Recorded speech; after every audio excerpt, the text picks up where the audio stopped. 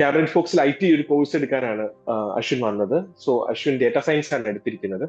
എടുത്തത് കംപ്ലീറ്റ് ചെയ്തിപ്പോ ജോലിയിലേക്കായി. ഇപ്പൊ ഫസ്റ്റ് എനിക്ക് ചോദിക്കാം, എങ്ങനെയാണ് കാമറൻ ഫോക്സിനെ പറ്റി അറിഞ്ഞത്? സോ എന്റെ PG ഫൈനൽ സെമസ്റ്ററിൽ എനിക്ക് ഒരു പ്രൊജക്ട് വേണമായിരുന്നു. സോ അറ്റ് ദ ടൈം ഞങ്ങൾ അന്വേഷിച്ച് എവിടെ നമുക്ക് ചെയ്യാം വിത്ത് ലോ കോസ്റ്റ് വിത്ത് ആൻ ഇൻഷിപ്പ് അതിന്റെ കോഴ്സ് പഠിക്കുക, അതായത് ഞാൻ ഉദ്ദേശിച്ചത്. സോ പൈത്തൺ എല്ലാവർക്കും യൂഷ്വലി അറിയുന്നുണ്ട്. ഞങ്ങൾ വെച്ച് ജാവ പഠിക്കാം, ഒന്ന് ജാവയിൽ ഒന്ന് പ്രൊഫഷൻ്റെ ആവുന്ന വെച്ചു. ജാവ ഡൈസ് അതാണല്ലോ എന്റെ കോഡ്. സോ ഞങ്ങൾ അങ്ങനെ അന്വേഷിച്ച് വന്നപ്പോഴാണ് എന്റെ ഫ്രണ്ടിന്റെ ഒരു ഫ്രണ്ട് ഉണ്ടായിരുന്നു അവിടെ സോഫ്റ്റ്വെയർ ടെസ്റ്റിംഗ് ചെയ്തവൻ.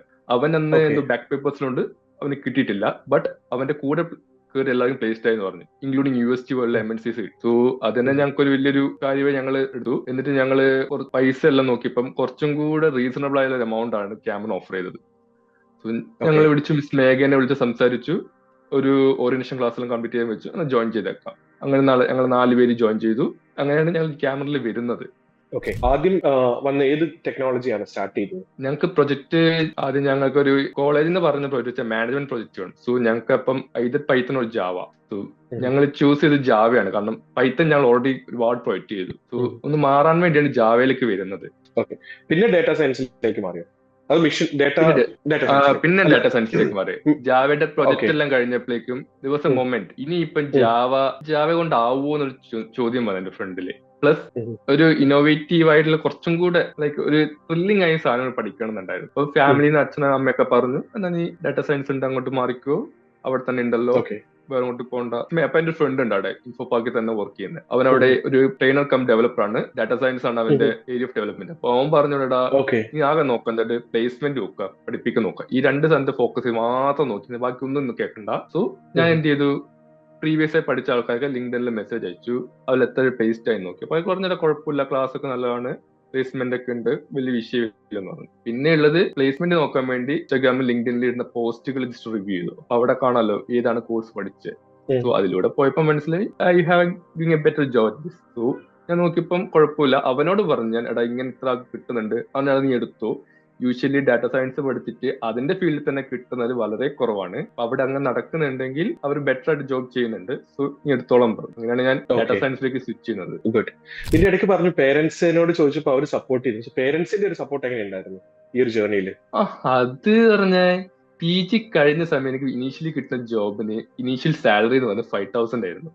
സോ ആസ് എ പേഴ്സൺ എനിക്കത് ഒരിക്കലും ഒന്നും ആവില്ല. കാരണം വീട്ടിൽ വെറുതെ ഇരുന്നാൽ പോലും നമുക്ക് വരുന്ന ചെലവുകൾ വെച്ച് നോക്കിയാൽ ആവൂല, എണ്ണ പൈസ ഒന്നും തികയില്ല. അപ്പം വീട്ടിൽ നിന്ന് പറഞ്ഞു, ഞാൻ ജോലിക്ക് പോകണ്ട, നീ കുറച്ചും കൂടെ ബെറ്റർ ആയിട്ട് നോക്കിക്കോളാൻ പറഞ്ഞു.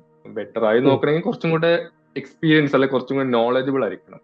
കാരണം MCA പോലെ ഒരു ഡിഗ്രി കോഴ്സ് കൊണ്ട് മാത്രം ഒരു നല്ലൊരു ജോലി കിട്ടുമെന്ന് അത്ര പ്രതീക്ഷയില്ലായിരുന്നു. പ്ലസ് ആ ഒരു ടൈമിലെ മൈൻഡ് സെറ്റ് അല്ലായിരുന്നു പിന്നെ വരുന്നത്. MCA പാസ് ഔട്ട് ആയി എന്നൊരു മൈൻഡ് സെറ്റേ ഉള്ളൂ. നല്ലൊരു മാർക്ക് ഉണ്ട്, സപ്ലി ഒന്നുമില്ല, ഒരു ടീമുണ്ട്, അല്ലാതെ ഒരു എന്താ പറയാ കുറച്ചും കൂടി ഇന്നോവേറ്റീവ് ആയിട്ടുള്ള ചിന്തകളൊന്നും ഇല്ലായിരുന്നു. പക്ഷെ എപ്പോഴാണോ ഡാറ്റാ സയൻസ് പഠിച്ച് അതിലേക്ക് ഇൻവോൾവ് ആയത് അന്ന് മുതൽ പ്രൊജക്ട് സ്റ്റാർട്ട് ചെയ്തു. ChatGPT കൊണ്ട് ഒരുപാട് കാര്യങ്ങൾ ഞാൻ പഠിച്ചു, യൂട്യൂബ്സ് നോക്കി.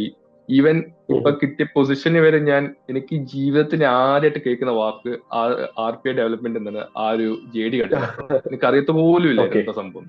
ഞാൻ എന്റെ ഫ്രണ്ടും അതിന് പ്രിപ്പയർ ചെയ്യുന്നത് തലേ ദിവസം രാത്രി 2 ദിവസം കൊണ്ട് പ്രിപ്പയർ ചെയ്തിട്ടാണ് ഞങ്ങൾ പോകുന്നത്. കാരണം ഒന്നിലേക്ക് ഇൻവോൾവ് ആയി കഴിഞ്ഞപ്പോഴേക്കും ആ ഒരു ഇതായി എന്തെങ്കിലും നേടണം, setbacks are always for the comebacks എന്ന രീതിയിൽ പോലെ അങ്ങ് പ്രിപ്പയർ ചെയ്യാൻ തുടങ്ങി.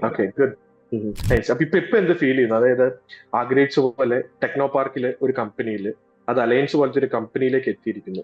ഇനി എന്താണ് ഫ്യൂച്ചർ കാണുന്നത്? ഞാനിപ്പം അലയൻസ് കയറി RPAക്ക് വേണ്ടി പഠിച്ചു, UiPath ഒക്കെ ഇരുന്ന് ഡൗൺലോഡ് ചെയ്ത് കുത്തിയിരുന്ന് പഠിച്ചു. അപ്പം അവിടെ നമുക്കൊരു അൺലിമിറ്റഡ് ആയ ഒരു ഓപ്പർച്യൂണിറ്റി ഞാൻ കാണാൻ തുടങ്ങി. ഒരു സ്മോൾ സ്കെയിൽ ബിസിനസിന് വേണ്ടിയുള്ള ഒരു ബിസിനസ് തന്നെ തുടങ്ങാനുള്ള ഒരു ഓപ്പർച്യൂണിറ്റി ഞാൻ കണ്ട അവിടെ. നമുക്കൊരു സ്മോൾ സ്കെയിൽ ഡെവലപ്മെന്റ് സിസ്റ്റം തുടങ്ങാം, അല്ലെ ഒരു SaaS ഓർ വെബ് ആപ്ലിക്കേഷൻ തുടങ്ങാനൊരു ഓപ്പർച്യൂണിറ്റി. അതിലേക്ക് കുറച്ചും കൂടി ഇൻവോൾവ് ആകുമ്പോൾ അതിനെ കുറച്ചും കൂടി മനസ്സിലാക്കാൻ പറ്റും. അപ്പൊ അതിലേക്ക് 10 years I'm seeing myself running a small company. Good. ഒരു ഓൺടർപ്രണർഷിപ്പിലേക്ക് എത്തട്ടെ. അപ്പോ ഇനി ഇവിടെ ചെന്ന് പുതിയ പുതിയ കാര്യങ്ങളെല്ലാം പഠിക്കും. അപ്പം ഞങ്ങളുടെ ഒരു അലുമിനി നിലയ്ക്ക് ഞങ്ങൾക്ക് റിക്വസ്റ്റ് ചെയ്യാനുള്ളത്, പുതിയ കാര്യങ്ങളൊക്കെ പഠിക്കുമ്പോൾ നമ്മുടെ പുതിയ കുട്ടികൾ ഇനിയും ഇതേ ആഗ്രഹത്തോടെ, അശ്വിന്റെ അതേ ആഗ്രഹത്തോടെ ഒരുപാട് കുട്ടികൾ ഇവിടെ വന്ന് ജോയിൻ ചെയ്യുന്നുണ്ട്. അപ്പൊ അവർക്ക് ഇടയ്ക്കിടയ്ക്ക് ഒരു വെബിനാറും അല്ലെങ്കിൽ നേരിട്ട് വരാൻ കഴിഞ്ഞ് വന്നൊരു ക്ലാസ് ഒക്കെ എടുത്ത് അവർക്കും ഒരു മോട്ടിവേഷൻ, നെക്സ്റ്റ് ഒരു ഫ്യൂച്ചർ ജനറേഷൻ മോട്ടിവേഷൻ കൊടുക്കാൻ അശ്വിന് സാധിക്കണം. അശ്വിൻ അങ്ങനെയുള്ള ഓപ്പർച്യൂണിറ്റീസ് ഒക്കെ ഞങ്ങൾക്ക് വേണ്ടി ചെയ്തു തരില്ലേ? Why not? നമ്മുടെ കരിയർ സ്റ്റാർട്ട് ചെയ്യാണ്. അപ്പൊ സ്റ്റാർട്ട് ചെയ്യുമ്പോൾ മാക്സിമം ഡെഡിക്കേറ്റഡ് ആയിട്ട് ഇതൊരു ഞാൻ പറയുകയാണെങ്കിൽ ഒരു പ്രത്യേക ടൈപ്പ് ഒരു ഹണിമൂൺ പീരീഡ് എന്ന് പറയുന്ന പീരീഡ് ആണ്. നമുക്ക് ലൈഫിൽ ഇപ്പൊ നമുക്ക് ഒരുപാട് ഡെഡിക്കേറ്റ് സമയം കൊടുക്കാനും കാരണം നമ്മൾ ഒരു 6 മാസം 7 മാസം കഴിഞ്ഞ് കുറച്ച് എക്സ്പീരിയൻസ് ആയിരുന്ന ഒരു ഫീൽ വരും, അല്ലെങ്കിൽ 1 ഇയർ കഴിയുമ്പോൾ അങ്ങനെ ഫീൽ വരും. അപ്പൊ നമുക്ക് ഒരുപാട് ഇൻവോൾവ് ഈ ഒരു പീരീഡിൽ മാക്സിമം ഇപ്പം പറഞ്ഞില്ലേ RPA പറ്റി കേട്ടു, അപ്പൊ തന്നെ UiPath ഡൗൺലോഡ് അത് ആ ഒരു അഗ്രസീവ് ഇത് വരുന്നത് ഈ ഒരു പ്രായത്തിലാണ്, അല്ലെങ്കിൽ ഈ ഒരു സ്റ്റാർട്ടിംഗ് ഫേസിലാണ്. അതൊട്ടും വിട്ട് കളയരുത്. പുതിയ പുതിയ കാര്യങ്ങൾ എപ്പോഴും പഠിച്ചുകൊണ്ടിരിക്കുക. കാരണം എവിടെയാണ് ഓപ്പർച്യൂണിറ്റി ക്രാക്ക് ചെയ്യാൻ പോണെന്ന് പറയാൻ പറ്റില്ല. ഓഫീസിൽ ചെല്ലുമ്പോൾ പലരോടും മിങ്കിൾ ചെയ്യുക, ആരോടും സംസാരിക്കുക, എത്ര വലിയ ആളോടും ചെറിയ ആളോടും സംസാരിക്കുക, മാക്സിമം മറ്റുള്ളവർക്ക് ഇത് പറഞ്ഞു കൊടുക്കുക, പുതിയ പുതിയ കാര്യങ്ങൾ പഠിക്കാനുള്ള ഒരു ഇത് കാണിക്കുക. എവിടെയെങ്കിലും വെച്ചായിരിക്കും ആ ഗോൾഡൻ ഓപ്പർച്യൂണിറ്റി മോന്റെ അടുത്ത് എത്തും. Okay, so all the very best. Thank you.